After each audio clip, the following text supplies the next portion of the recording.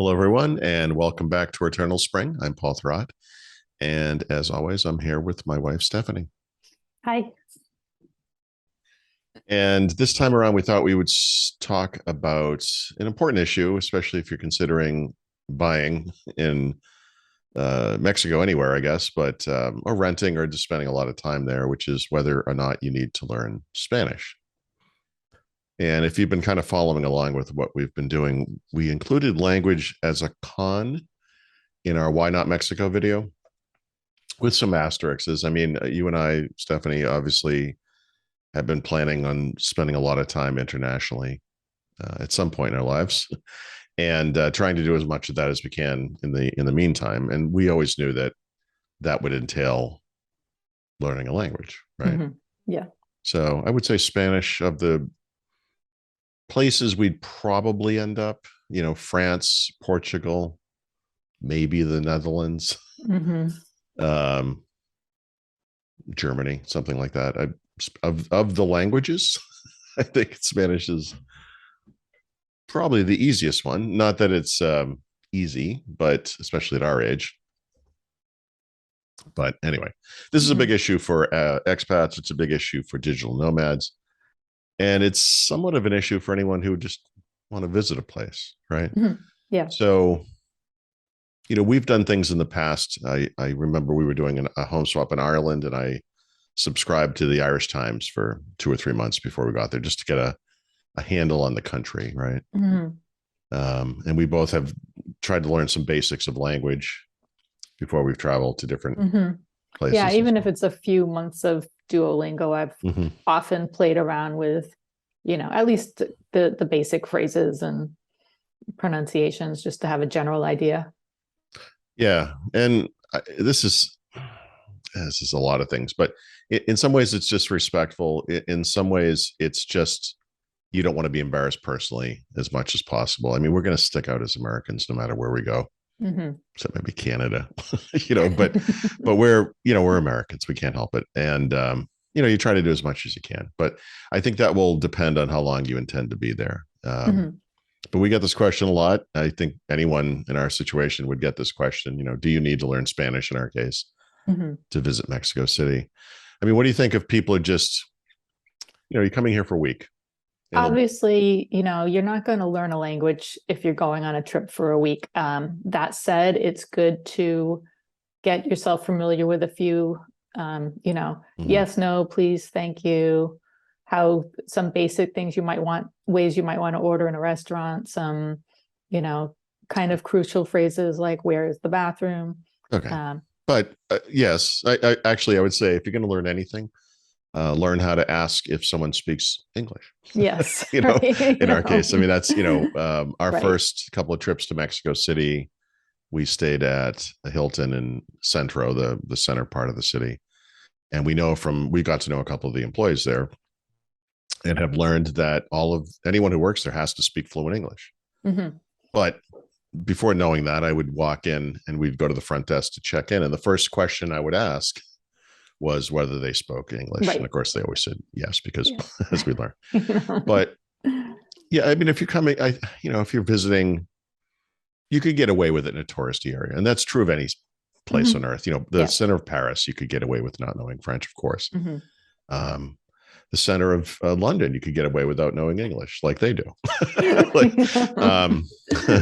No, but different countries, different cultures, different parts of places have different levels of English, of course. But I think part of it really depends on your comfort zone. If you're going for a shorter trip, do you find it interesting and slightly challenging to spend your days basically not communicating in the language that you know and trying to do your best? Or do you find that, frustrating and exhausting? Because if you're the type of person who finds it frustrating and exhausting, you really are going to want to center your trip around places where English is spoken. And if you find it more interesting, then you're going to be in better shape. Yeah. What did you call this earlier? A kind of a comfort zone thing. We've always looked at travel as having some level of difficulty, and we try to find that perfect blend. We don't want to be completely pampered and spoken to in English if we're in a different language, a different country. On the other hand, there are certain cultures or places that I think would be difficult for us right now. Asian languages would be incredibly difficult, being dropped into the middle of Tokyo with all of the signage and potentially a lack of English speaking, I think would be difficult for us. But, we found Europe to be right at the, for the most part, Western Europe, certainly. Yeah. To be where we want to be. On the edge of your comfort zone. Yeah. And Mexico's on the edge too, right? And yes. I think, Mexico City makes it a little easier because it's such a cosmopolitan place.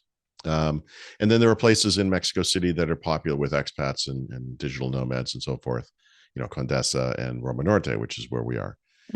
And interestingly, what we found is that there's actually less English spoken in those areas than there is, say, in Centro. And it varies wildly. So I thought we'd maybe eventually we'll give you some examples. But if you're just showing up, in other words, you've gone to a place, whatever it is, for whatever reason, you're traveling for work, you're traveling for fun, you're just taking a week off. Maybe you are a digital nomad and you're thinking, maybe I'll spend 2 weeks there or 2 months, you're going to go to cafes, you're going to go to bars, restaurants, stores, markets, right? You're going to use Ubers, taxis. You're going to be speaking to people. There's no way around it. You can point. In some cases, it's possible to walk into a cafe and point at some bread and point at some coffee or something, I guess, and get through it. I don't know how comfortable you would be doing that every single day after a few days, but you have to know, I think, some Spanish just to have those kinds of interactions. For sure.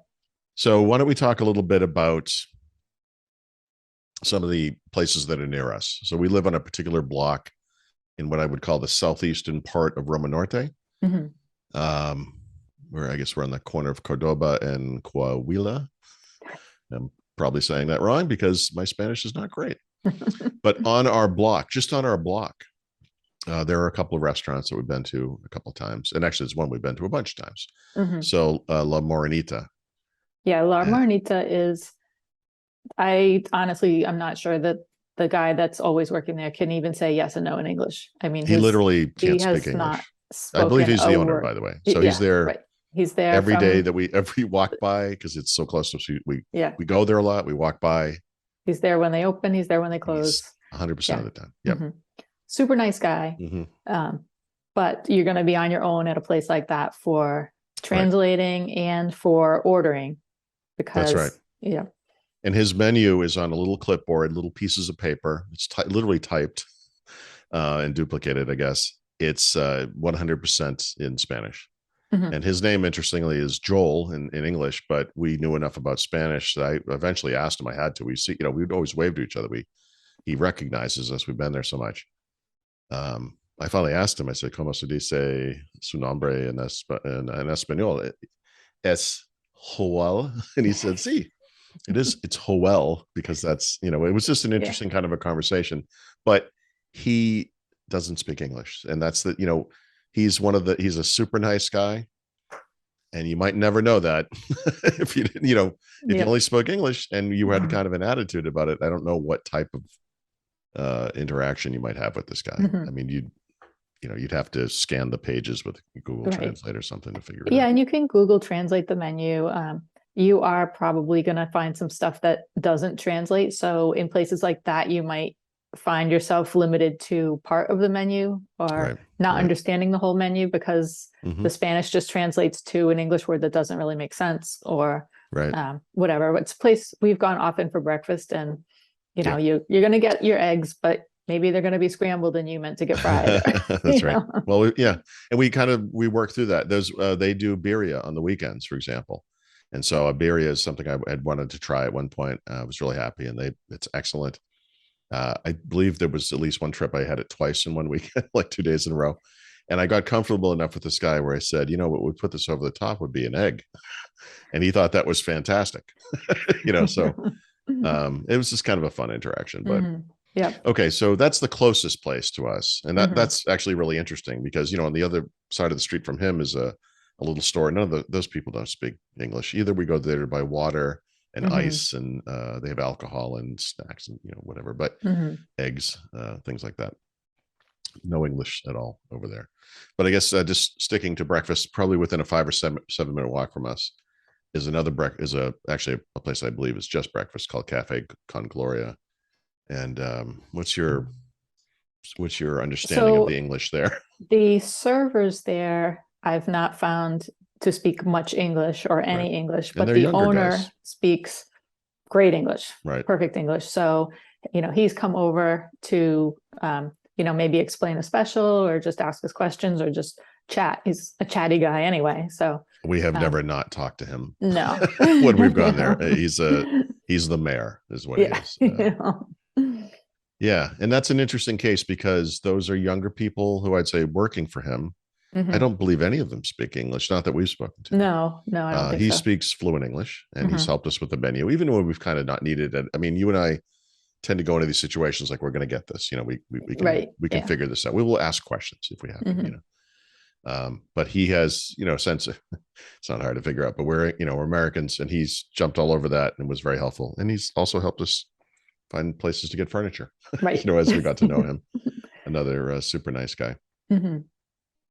So our favorite restaurant in the area is about a block and a half away from our apartment.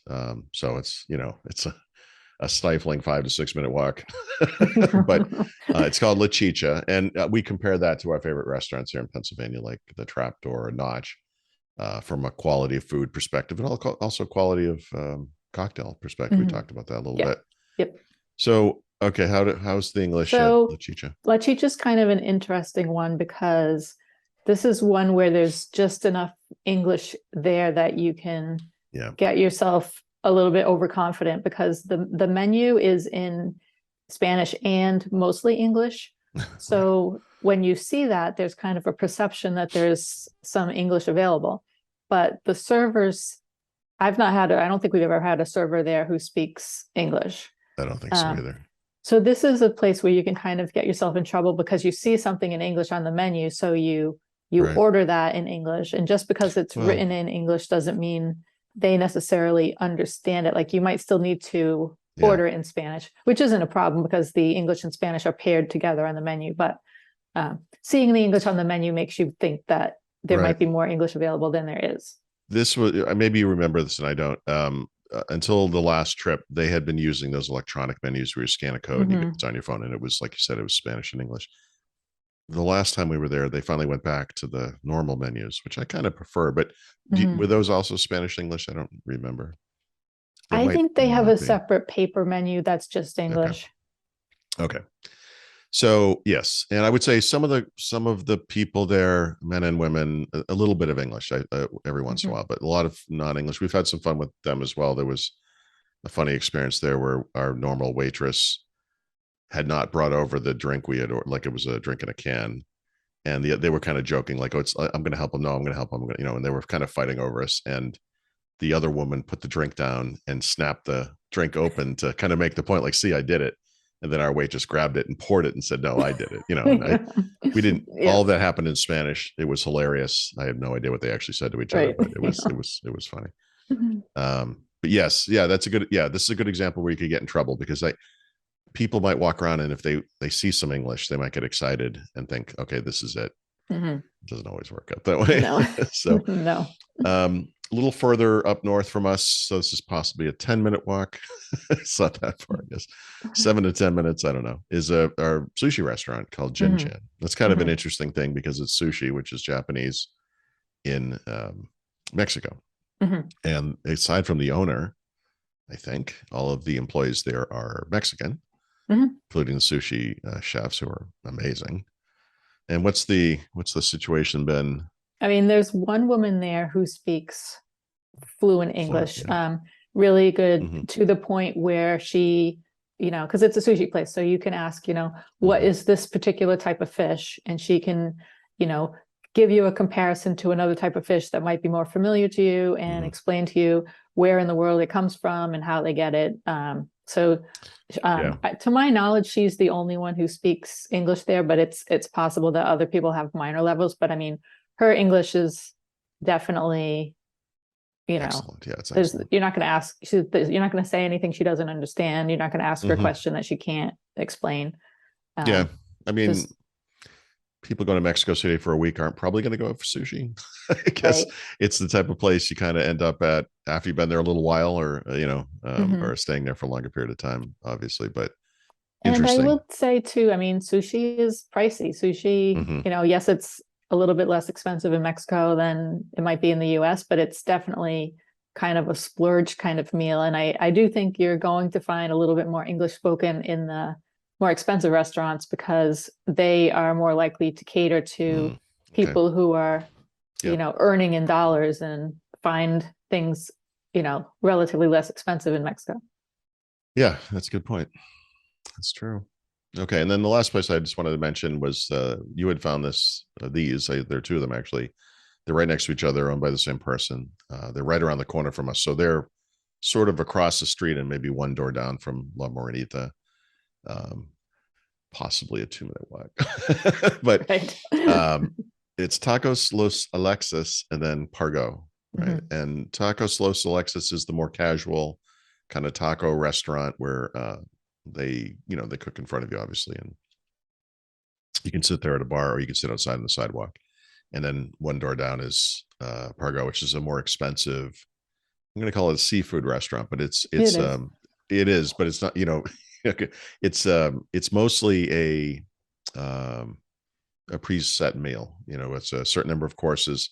There's a discussion of each course, and it's expensive. It's little items on rocks or in little, nice formations, and it's expensive. This is another expensive kind of a thing. So, what's your take on the English at these two places, which are some crossover? Yeah, they're those restaurants are partnered with each other, with the same chef owner, and I found that the servers, at least a server in both, that has helped us in both places, and the guy behind the counter in the taco place all speak excellent English. And the owner too. The owner, and the owner. Yes, we spoke to the owner at length at one time. He was formerly a chef at what's the name of that restaurant? The expensive Pujol. Yeah, or I guess it's Pujol, or as he called it, Pujol. For screwing up our he was probably just Americanizing it for us. Anyway, he's fantastic. A really nice guy. You're right. The guy who served us the expensive meal the one time we did that, young kid, spoke English. He explained everything in English. It's kind of a mix, I guess. I'm sure there aren't that many people working there, but I bet it's about 50-50 split.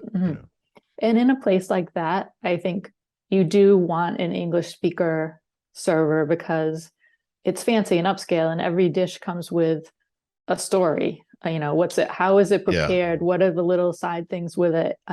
This is pretty advanced vocabulary. I mean, we can go into a taco stand and order some tacos, but when you're in a place like this and you really want to know what you're eating and how it was prepared, you need that in English. We're never going to be able to handle that conversation in Spanish in the near future. No, not in the near future. No way. Someday, but not the near future. So the other big interaction that anyone visiting this place is going to have, of course, is going to be Uber or a cab, I suppose, if you do that, or maybe a metro situation, which is probably less likely. So we stick to Ubers for the most part. So maybe we'll just, what's been your experience with Uber drivers? Can you remember a single one that spoke any English? I can't remember any that spoke English. I mean, Uber is, on the one hand, Uber is easy because you're using the app. So you put your destination in the app, and even if you can't communicate, you're going to get where you need to go because you know how to work the app and the destination's in there. It's typical when you get in an Uber that the driver will confirm the address with you. So they're going to, that's right. He'll ask you your name. Yeah, right. That's easy enough. Someone calls out Stephanie from an Uber that you're expecting. This is the right vehicle. That's good. Yep. And then, like you said, they'll ask you, make sure the address. Make sure that you're going to the right location. So it's good to know the name of, to recognize the Spanish for wherever it is you're going. Yeah. Okay. Even I mean, you can see it in the app, and you can I think most people would probably make that. And they'll say, what we would call Hilton, they'll say Hilton. So you need to listen for it in Spanish. But then a lot of, once you get past Buenos dias, buenas tardes, a lot of Uber drivers are chatty. They like to talk to people because that's their job. And they'll throw out, like the standard is, how do you like Mexico City? And then, you're going to muddle through it or not. Some people kind of sense, or we can explain that we're learning Spanish, and they will, Right. ask you some of those basic questions that you might expect. And then some people kind of think, we're not going to do this. Like, they'll just be quiet.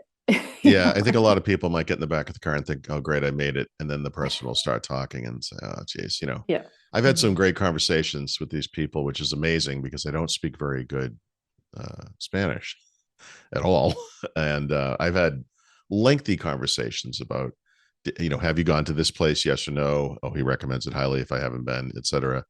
There was one guy we were talking about the I'm going to mispronounce this, the Xochimilco canals, and he was showed me a picture that of his family there, and I showed him a picture of our daughter with the snake around her. He thought that was fantastic, that kind of thing. So that's always you have to be kind of prepared for that. I mean, we have never certainly said anything like, "Oh, we just want to not talk." I mean, but we've said we're sorry. We're sorry. We don't speak a lot of Spanish or whatever. A lot of times that'll be the end of it. But some of the older guys, they just really want to talk, and they want to know how you like the place. We've gotten that question multiple times, so that's always been a great conversation. So even if it's been in Spanish, yes, right. But look, you're there for a week, you're there for 2 weeks, you're there for a month. That's great. Some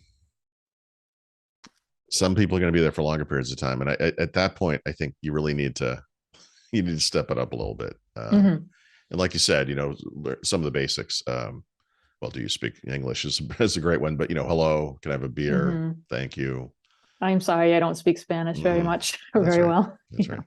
I butchered I don't speak a lot of Spanish so many times. Like, people, they'll laugh because I'll say, I don't speak English small or Spanish small, something like that. I'll mix up a lot, Yeah, a little and small. I speak small Spanish, and I think that's funny. And I think it's ignorant, but my fault. Yeah. And so we also find, when we would go into a place like, if you're going to be there longer, you're going to start going into stores. You're going to have to deal with government employees because you're paying bills or whatever it is. Cable TV guys, service worker types, lawyers, like we had to do for the purchase. And man, you're going to need some help. You can't, for that kind of stuff. Point, you can't point with these guys, No. So there are things you can do. We mentioned Google Translate really quickly, but everyone who goes to any other country should have Google Translate on their phone. It does so many wonderful things.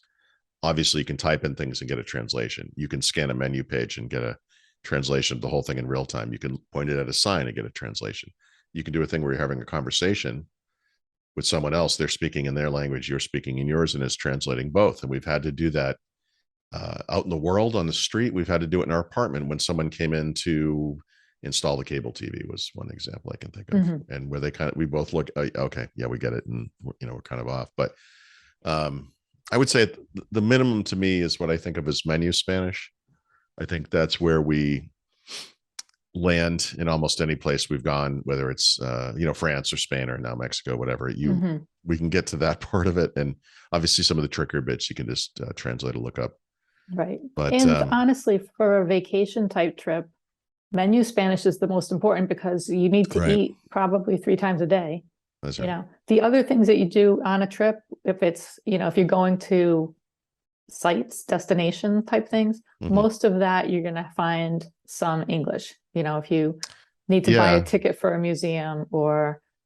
Well, I mean, some of the fun stuff that you might do around Mexico City, like those pyramids, whether or not you take a balloon ride or not, or these Xochimilco, which I always mispronounce, you might be hurting for English out in those areas, depending on who you're with, so that's something. But so you have, you told me this story one time. We have a son who's deaf and he has cochlear implants. And so that's how he hears. And when he was younger, he would always be nervous if we would have a group event with adults, because they'd always want to talk to him because he was like a little kid, Yep. And he was afraid of this conversation, which I thought was kind of interesting because what I thought was interesting was your answer to him, which I thought was so perfect. So I told this. So I told Mark when he was probably 10 years old or so that, for most cases, if an adult talks to you kid, they have a short list of questions. They're going to be like, how's school? Do you like school? What grade are you in? Do you play any sports? Sure. Do you like the, whatever the local team is? Do you like the Red Sox? Do you like the Patriots?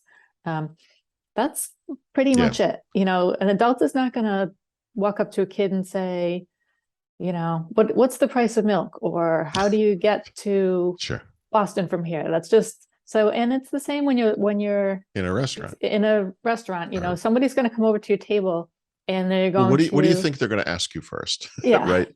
But they're probably going to ask you how you are, or at least say hello. And they're probably going to start off by asking if you want drinks. Right. So maybe get ready with that. Yeah.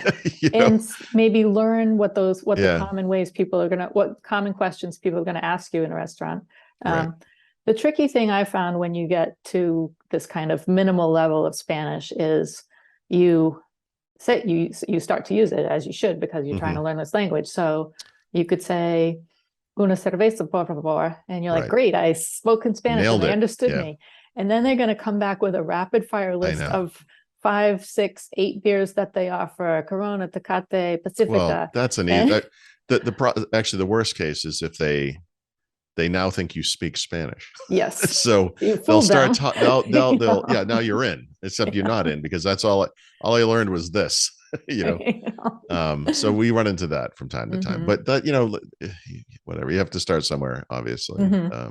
So where are we starting? I've done things so far. I've used apps like Duolingo and Busuu. I know you've used Memrise and Rosetta Stone, but you're doing something that to me is really smart. And I haven't done this yet. I should, but maybe you could describe the kind of additional step that you're taking to learn Spanish. Yeah. So apps only get you so far, obviously. And so I've started taking online Spanish lessons one-on-one with a teacher who lives in Mexico and obviously speaks fluent Spanish, and she's a professional teacher. So she knows what she's doing in our lessons. I use a program called Italki. It's Italki. I don't even know if I'm pronouncing it right, but basically you can connect with instructors and conversation partners really all over the world. So I chose to connect with somebody who is a professional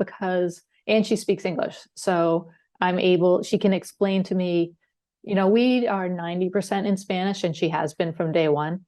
But if there's something really tricky, that's easy to explain in English.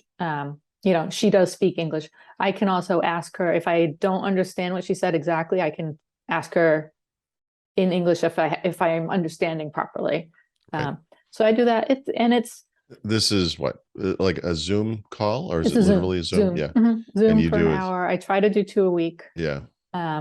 And it's definitely making a big difference. How much does this cost? She charges, every teacher is different. So she charges $10 an hour. Oh, wow. In pesos, but it works out to be $10 an hour. I've seen the Spanish ones be from 5 to, when I looked, maybe up to 15, 18. Yeah. Okay. That's great. Yeah. I mean, years ago when we were still in Boston and when France was kind of our focus, we took in-person lessons at a French cultural center, which is, this is almost maybe 20 years later or whatever. So these kind of virtual things are much more common now, and certainly cost effective. Getting into Boston was actually kind of a pain. But if you have that kind of thing available to you, in person is great. Anything you can do immersion wise is great. Whether it's virtual or or not. I mean, I like the lessons because it's one-on-one for an hour. So it's all just me trying to speak Spanish and trying to understand Spanish. Right. I mean, I would argue that you get more out of an hour one-on-one than the class, because in the class you're there with, 5, 6, 10 other people. Oh, sure. All at different levels, different questions, some of which you will think are ridiculous and some which will be more advanced than you are. Yeah, no, for sure. Yeah. Yep.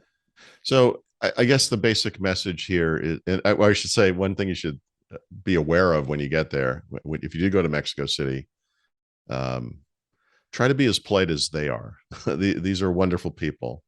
And we've probably said this before, but it's astonishing to me how often the people there will apologize to us that they don't speak better English when we're in their country, in a store or a restaurant, a bar, whatever it might be, trying to speak in Spanish.